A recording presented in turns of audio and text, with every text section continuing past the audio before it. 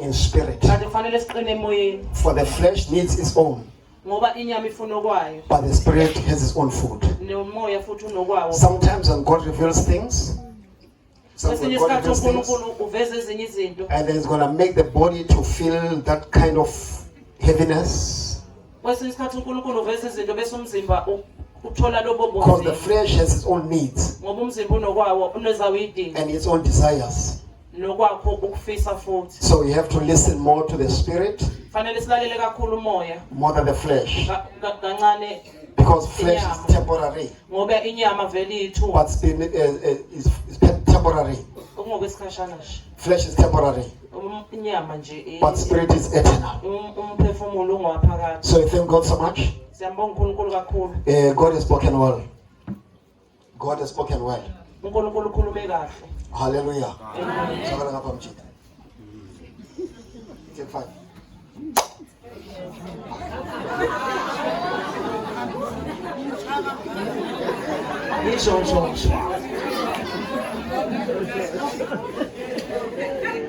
Ay khona ngiyacela please ningilamulele shwele ngamanje siyazivela hayi nami ngidlulisela kwabanye. Hallelujah. God has spoken well, Father. We thank God so much. Time is no more. That's why God is speaking like this. Jesus is coming back very soon. I've got this question before I can go further. How many of you have bought the Nike product? Whether for the child of yourself, just raise up your hand. Raise up your hand. Nike. I can see them. Nike.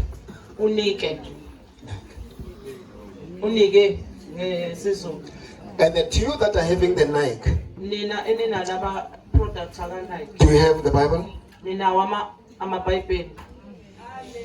Let me see hands. To those who have Nikes. Let me see those who have Nikes but don't have the Bible. Right. The name Nike is the name of a Greek god.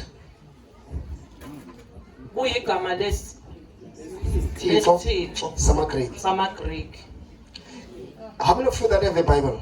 That's why I said, how many of those that are having Nike and then having Bibles?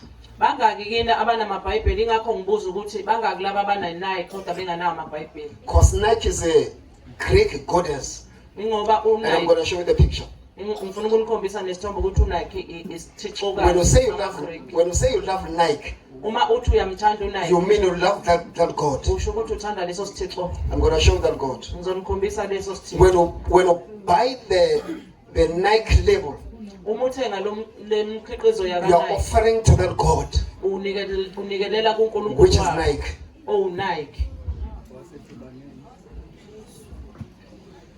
I'm going to show you. The Bible says my people die for the lack of knowledge. Some fashions are from hell.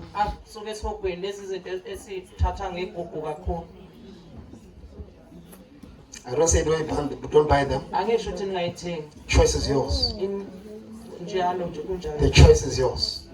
To support that devil worshiper, that God, that goddess. That's what it goddess. Where are my things?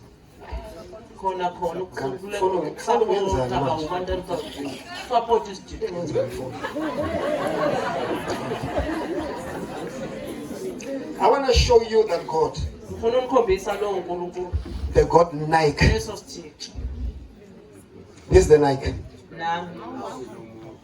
This is the Nike. It's a goddess of Greece. It's a Greek goddess. You can go and search yourself. I'm not convincing you otherwise. When you buy the Nike, as you put it on, when you wear it, you are wearing this thing.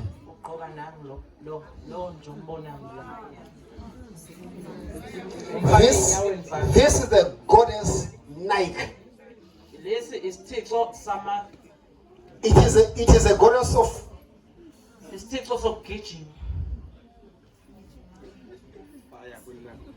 others have got the whole Nike shoes, the trouser and the top. By that time, that's what's cut. Nike is following you. You are with Nike. That's why some people will pray for them. Nothing happens because they've bought with their money this goddess.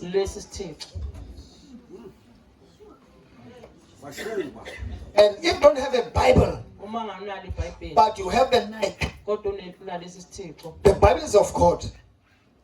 The Bible is of God. But this is the devil. So who do you support here?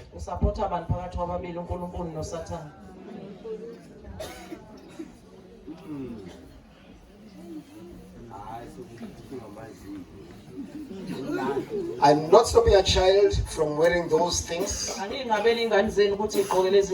They look nice. People love them. And they're expensive.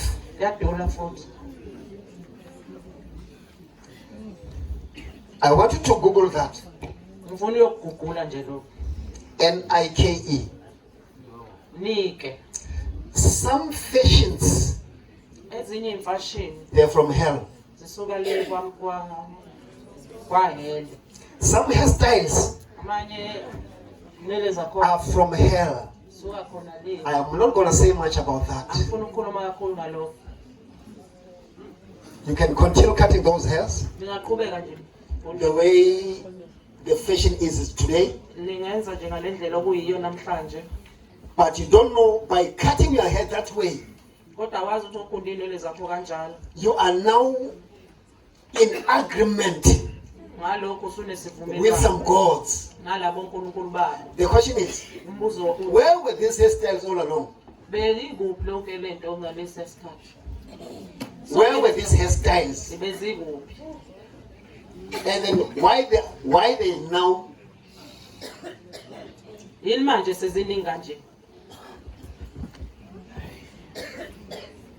Do you have grade 12, eh? Ukhona grade 12 la? Hayi bazalwane. Ukhona grade 12 la?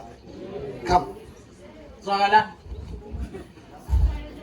Ungabafaki impama.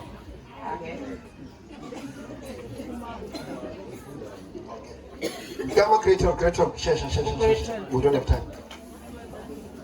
How late?